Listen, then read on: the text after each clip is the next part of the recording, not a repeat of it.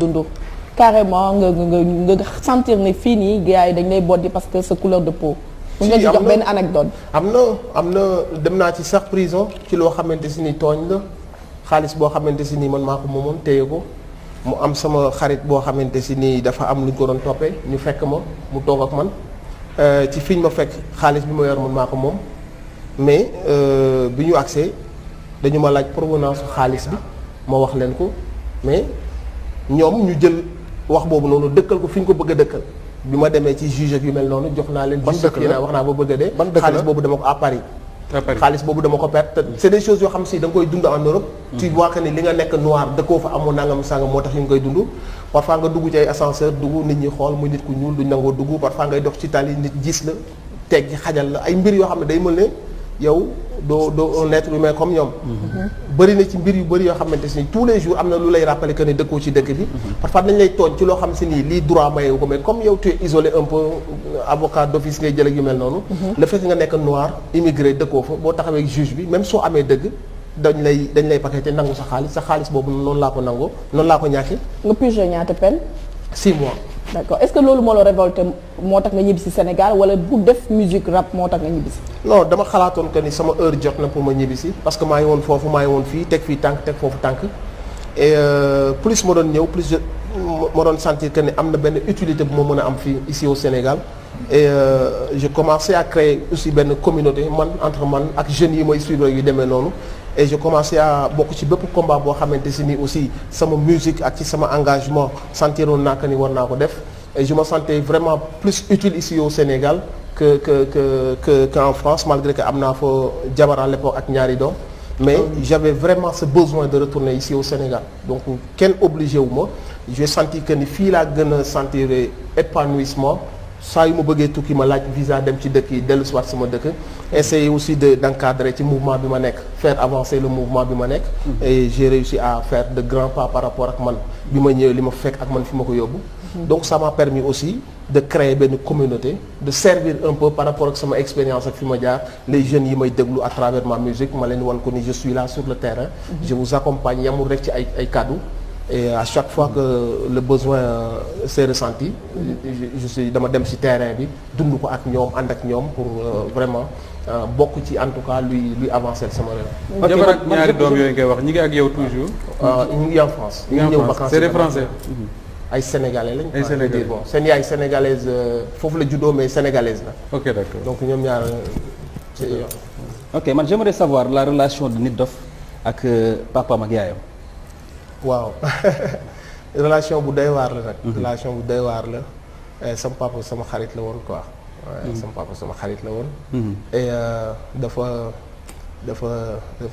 dafa sacrifier toute sa vie pour ñun. jàmbaar la woon quoi toute sa vie liggéey la ak jaamu yàlla xamul dara sama papa. ok si. parce que dama gis booy wax sa papa bon. yaa ngi dégager benn genre vraiment sentiment de. non mënuma di wax si sama papa day yàq seen émission donc. mais lu tax lan moo waral loolu. non parce que yàlla moo lay tànnal ay waajur.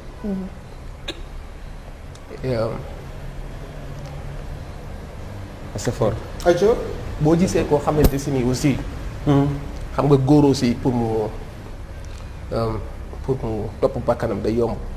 boo tollee ci yenn yi mën yenn yi pour nga topp sa bakkan day yomb c'est pas facile nga dëddu lépp pour sa njaboot ngay fanaan ci anam yu doy waar pour sa njaboot tey doom manqué wuñu dara moom sa papa toute sa vie c'était pour ses enfants noonu donc il a tout fait et respect boobu aussi dama koy am si moom ba tax na le fait que nga dem fekk Europe quand même forgé na la gis ni muy dundee yaa ngi ko wax sànq ci benn kii bu ndaw amul jotu noppalu et tout lu mu am ndax njabootam dama xam nga bi may gën a nekk ndaw sama papa da doon wax que ni si doomam yi man maa ko si gën a yërëm parce que ay 31 décembre wootu bu daan jot ba ñëpp ñëw xale yee cousin yi damay mer damay wax que ni da ngeen sonal sama papa yéen ñi ñëpp li ngeen koy laaj dafa bari donc da doon wax que ni day wëlbati ko sax ci suuf mu am lu ma jox parce que da doon sentir que ni dama amoon yërmande quoi si moom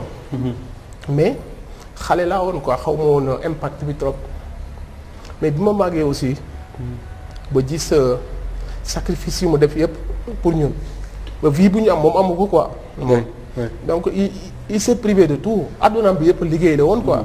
donc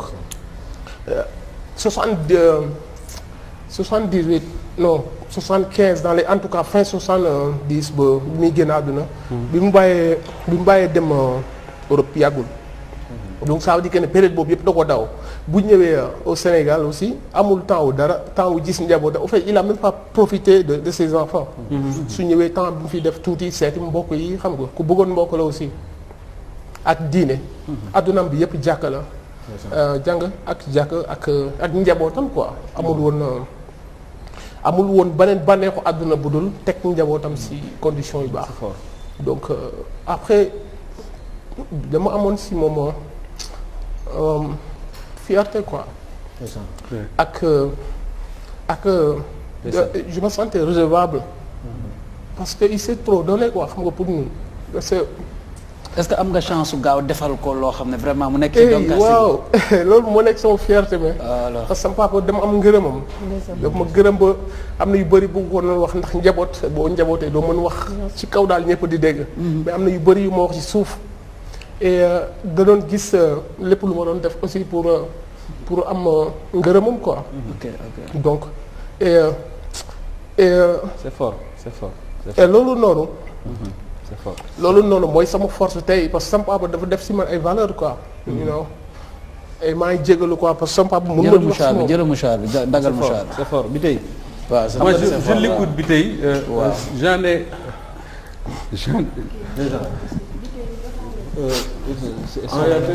bon jël leen kàddu gi ci Moustapha. c'est fort parce que. non en fait moi je sais pas moi j'en ai les larmes aux yeux parce que. dama koy déglu moom nit dof j'ai l'impression que ni il raconte mon histoire man. parce que man maa ngi lay wax ne ñoo bokk ñu dëkk ay ci famille immigré lañu bokk mais man bi may nekk école primaire. la sama papa tukki. et quand il te raconte l'histoire c'est que moom. li nit dof di raconter nii moo dal parents yu bari. il a fait Côte d'Ivoire Gabon. ak moment yu métti yooyu nekkoon chauffeur taxi Gabon jóge fa dem Italie. et ba fii ma toog di wax ak yow nga xam ne léegi ay doomam ñi ngi liggéey bàyyiwul di dem Europe ba léegi. te tous ces sacrifices là il l'a fait pour exactement li ngay wax. pour que ñun ñu am une meilleure vie que moom. et je me rappelle une chose qui est très forte et daf ma ko doon wax. parce que benn moment j'avais choisi d'arrêter les études comme ni nga ko defee comme dama nekk ci sama ay nijaay yeeg yëpp ak moom ay tukkikat lañ j'avais envie de faire comme eux mu ne ma mën naa la fayal ci école boo bëgg mais xalaatuma ngay ñëw Italie di ma fekk muy beneen bi mu ne ak lu ma leen mënti fayal ci àdduna pour ngeen réussir seen vie su ngeen ko réussir su ngeen ma defalul dara sax man kontaan naa parce que kenn du ma woo di ma boole ak yéen maanaam du ngeen ne ci mbedd mi di jéefu jàmbur rek di xeex ak yooyu et ça quand tu racontes cette histoire là man loolu moo ma ci jooyloo parce que j'ai l'impression que ni sama histoire ngay raconter yow et c'est l'histoire de beaucoup de gosses yu dëkk Louga ak yeneen région di ñu seetaan actuellement c'est leer na ma ne bari na ñuy seetaan ils ont l'impression que ni li ngay raconter seen papa ngay waxal ñoom parce que on a cette histoire là et ça nous forge ñun yëpp quand même xam nga si góor pour nga topp sa bakkan comme ni nga ko waxee parfois mën na yomb parce que boo amee yenn mën-mën yi pour nga topp takk tegale ay soxna tegale ay oto tegale ay lii da lay yomb lool et sacrifice bu rëy mooy nga yeew sa bakkan nga dund pour say njaboot parce que papa période bu muy noppalu ak bu muy génn àdduna yàggul donc amul période bu mu toog ne léegi nag je profite de la vie il a profité de rien du tout lim ñu defal lépp moom amu ci kër ga benn néeg bu la fa amoon néeg ba lay fréquenter ak jàkka ja donc man ba bi may dund ba may juddoo ba sama papa di génn àdduna fekkewu ma lu weesu bànneexu njaboot bi mu am quoi fekkewu ma lenn loo xam ne lu bakkane la loo xam ne lu mu dund la quoi mais nag maa ngi sant bu baax aussi sama yaay parce que comme relation sama papa ak sama yaay nga ma laaj man ci famille bi ñëpp dañu ma féetale sama papa waaw mais nag sama yaay moom ku bëgg njaboot la aussi ku ñu yar la yarewuñu bakkan ku mën elle est très protectrice kenn du laal njabootam ci lu dul dëgg wala yu ni mel mais nag bu njabootam defee lu dul yoon dafa bokk ci ñooñu nga xam ne du ñu yar seen njaboot ci bakkan. sama yaay doomam yi ko gis naan la fii sama yaay ko toj fii sama yaay ko damm. parce que boo deful li nga war a def moom. gaynde lay doon sa kaw. mais bu loolu weesoo ku bëri yërmande ci doom la ba léegi nii day mën la ko yor ay xale yu ndaw a ndaw. suñuy dégg ci ay manifestation wala buñ tukkee ñun ñoo koy jéem a teggil sax mais moom daf koy yanu toujours quoi. et su ma waxee sama yaay nag damay wax sama tante bi nga xam si ni mooy sama aawo papa quoi. parce que ñun aussi xàmme wuñ suñu tante ak suñu yaay. moom moo ñu yar. et mu nekk ku baax koo xamante si nii aussi si loxoom la ñu yaroo xàmme wuñ ko ak suñu yaay maanaam ñun bu ñuy wax ci moom sax ci la ñuy ëpp émotion ko bu ñuy wax suñu propre yaay. ñu koy sant yàlla ak suñu papa. parce que aussi bëri na xëy na famille yu amul chance boobu noonu. ñun yàlla may nañu ñu yaroo ci environnement boobu noonu xàmme wuñ ay doomu baay ak yu demee noonu.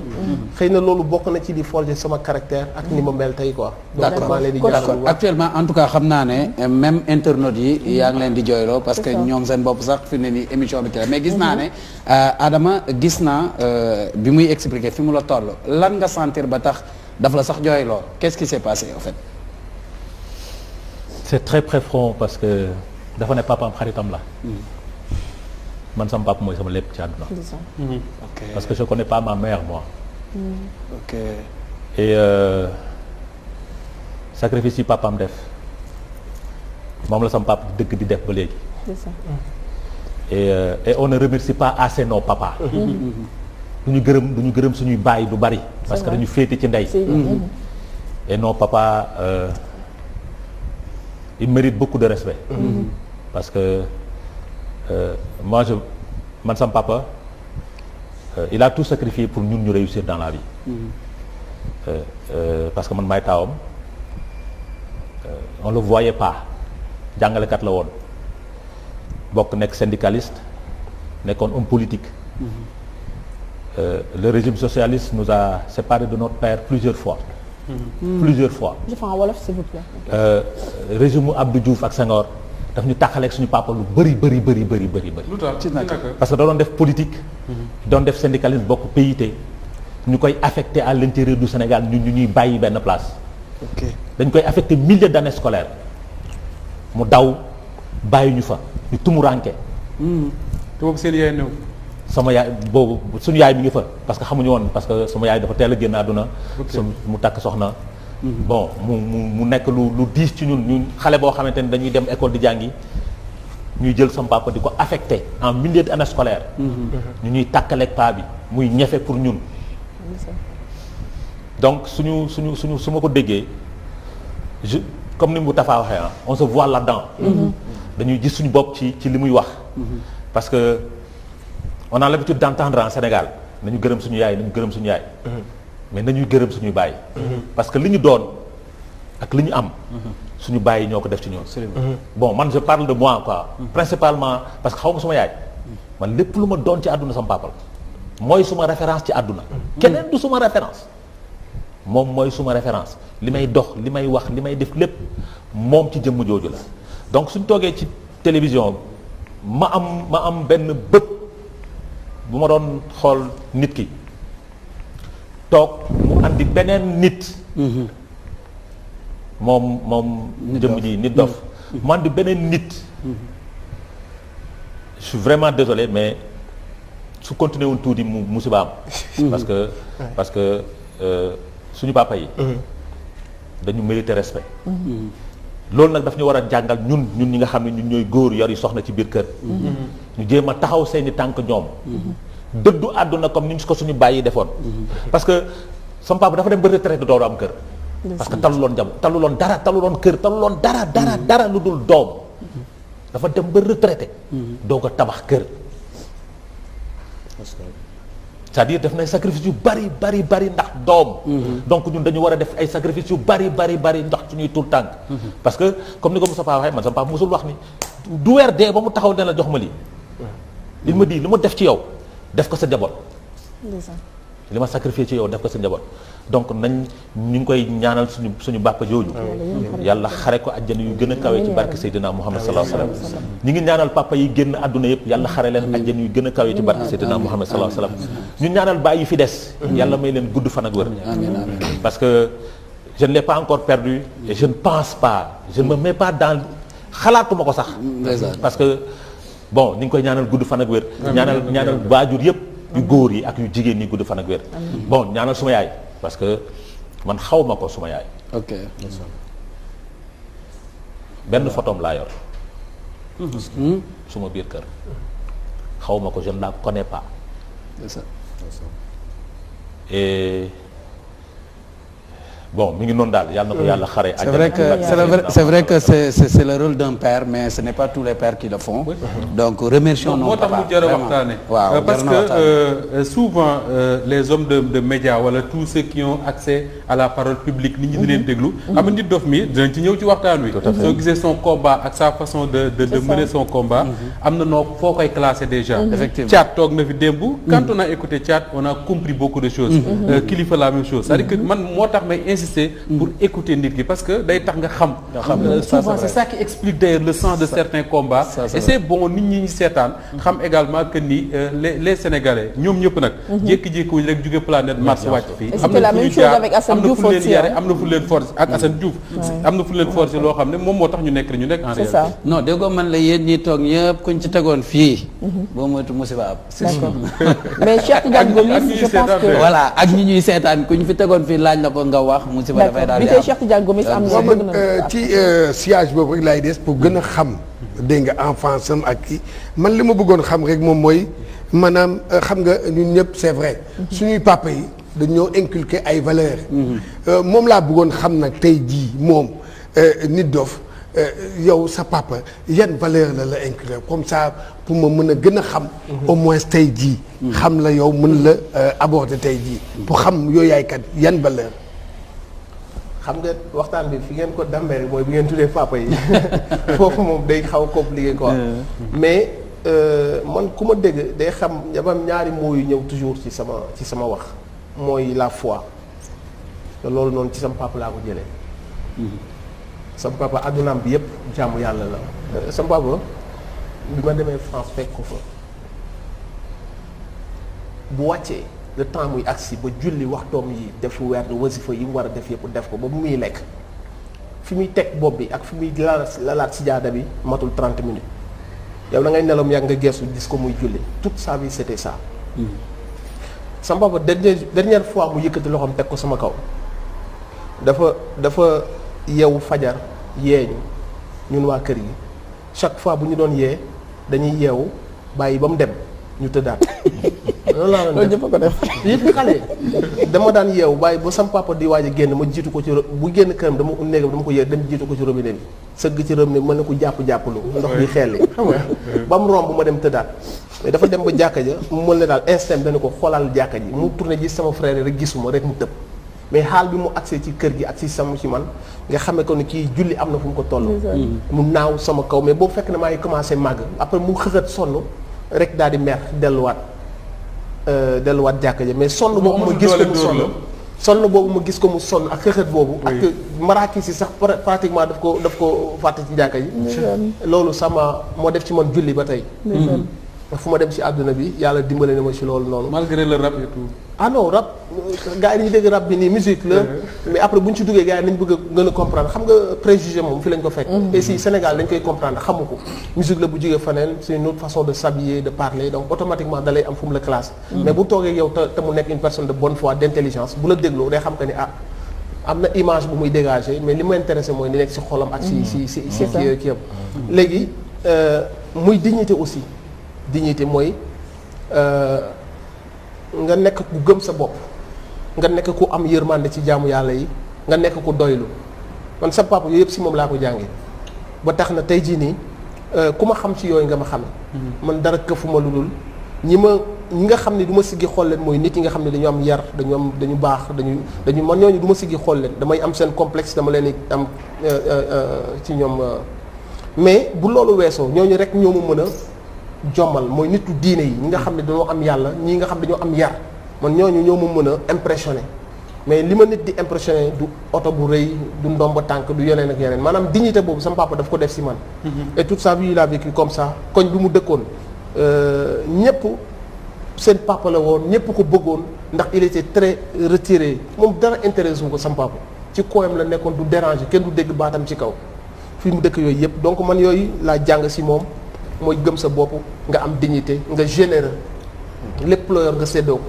man ci sama famille am na ñu bëri dañu ma gis si mbedd mi ne bu ñu bëggoon a xam dañuy jël seen micro ñu dem tàllal seen micro sama famille muy jarbaat muy cousin muy sœur kuy def commerce kaneen ak kaneen bu ñu joxee sama micro ci sama biir famille ngay doo xam man la kan donc nit dana la gis nag ak ni ngay gëmee ni ngay doxe ci àdduna sa ngëm-ngëm sa xaal ni la yàlla bindee mu def ay étiquette am tappal la ko daal di wax li muy wax ci yow mais daal pour tontu grand cheikh loolu la yàlla loolu la sama papa def ci man mooy gëm sam bopp am dignité doylu ci àdduna quoi ak générosité yooyu moom franchement ci sama papa laa ko jële mooy diine ak valeur yooyu mooy wax nii quoi. d'accord Moustapha. parce que dama gis ne benn kii moo ci bëggoon yokk rek mooy souvent ay ndaanaan ñoo jaar ci plateau bi. mais ñoom ñëpp seen rangoñ daanu seen dënd. souvent da ngay gis mais au fond boo toogee ak ñoom xam ne c'est des enfants de cœur. boo gisee nit dof ci arñi bi ci musique bi ci hardcore bi. ci clash bi muy soog a ñëw jóge France. di clash Fata fii.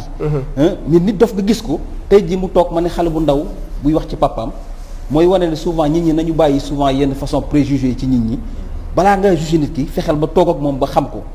maanaam nit ki li muy def en tant que activiste li muy def en tant que journaliste li muy def en tant que métier bi muy exercer. bokkul ak bu simmee mbub moomu. ñëw ci këram kooku masse mbubb la kooku bitee la kooku nit dof la. maa def différence entre personnage bi ak nit ki ci boppam. ak nit ki ci boppam. d'accord voilà Aliou. C'est très embêtant. Ah, oui. Non, on peut avancer, on va pas s'éterniser sur le même sujet. Parce on peut avancer, il y a d'autres questions. li ñuy wax da koo xam ndax. non daf ko xam parce que mi ngi jooy. il est ému. Il a pleuré. Voilà donc il faut que ñu wax loola. nga faire revenir Aliou Sow ci plateau bi parce que il était là. Pendant que je l'entendais, eh bien je me disais que est-ce que moi je suis un bon père? Parce que finalement moi aussi je suis venu au Sénégal pour travailler pour mon pays et j'ai un peu laissé mes enfants avec ma femme. Et bon maintenant elles comprennent mais des fois soxna si Moussa ni ma ay bagages. Oui, tu laisses les enfants. Voilà, tu laisses tout ça ici, tu as construit tout ça ici pour aller au pays. Et ben tes enfants, tu les vois pas tout le temps grandir. Tu les vois à peine la moitié de l'année. Voilà, des fois elle est gentille, mais des fois elle me lance des pics et je me dis que ni xëy na peut-être que moo déggee kii papa man est-ce que man c'est un bon père. J'ai compris. C'est ça. D'accord. Bon bah je sais pas quoi. Je crois que je fais des choses bien pour le pays non? Ah oui, bien sûr. Cette émission-là defe naa nañ génn. waaw moo tax il faut qu'on parle. C'est bizarre quoi. C'est curieux parce que kenn du xam quoi. Non après Mame Birame on passe à ñu jàll Mame Birame.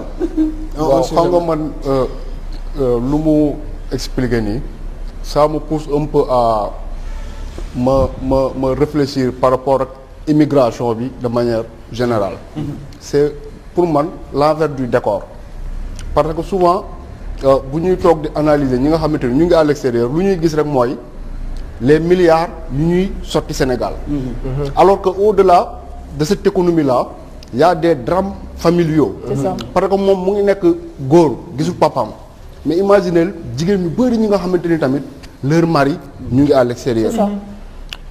pensée bu ñuy am bu ñu nekkee Sénégal donc c'est vraiment situation bu métti man j'ai des amis yu bëri yoo xamante ñu ngi à l'extérieur dañuy bàyyi seen soxna fii seen i doom mais des fois damay toog tout à fait ay temps yu yàgg des fois je me demande est-ce que moyens yooyu noonu ñuy daw guddi ak bëccëg pour am ko ndax seen njaboot yu ñu bàyyi au Sénégal du ñu manqué dara est-ce que à un moment sax jar na ko est-ce que nu mu durati nga toog jege nu mu durati tes enfants nekk ak ñoom ngay taaba est-ce que nekk loolu gënul benn instant sax bof ça se discute bien entendu parce que bu ñu nekkoon ci dëkk boo xamante ni lu bëri yomb na xëy na nit ñi du ñu bàyyi fii seen lépp dem à l'extérieur jàpp ne bu ñu nekkul foofu ñu ñu fi bàyyi nii du ñu mën a nekk quoi donc mu nekk histoire bu xaw a doy waar quoi.